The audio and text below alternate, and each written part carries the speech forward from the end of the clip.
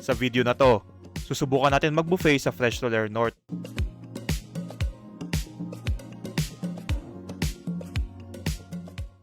Every dinner nga pala sila may only lobster. Ang daming ang choices ng pagkain dito. From 5:30 PM to 10:30 PM for 3,000 pesos per person ay pwede mo na sulitin ang pagkain dito. By the way, meron din silang discount. Mag-register lang online sa solernorth.com/rewards. Meron 10% discount sa final bill nyo. After nyo kumain, pwede kayo bumaba sa casino para kumuha ng physical card at palitan ng card nyo into gaming card para makakuha kayo ng free 500 pesos for gaming.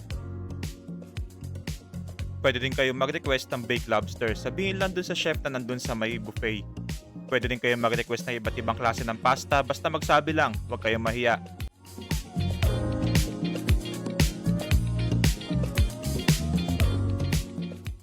By the way guys, ginawa ko yung video na to para hindi ipagmayabang sa inyo. Pero i-share sa inyo experience na mga kain dito dahil first time ko rin naman.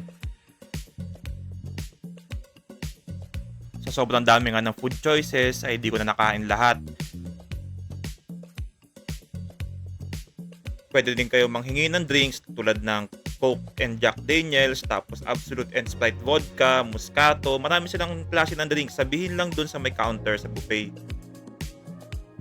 At kung curious kayo kung ano pa yung mga food choices dito, tuloy-tuloy nyo na yung panonood ng video dahil papakita ko naman lahat kung ano yung mga food choices dito sa Soler North Fresh.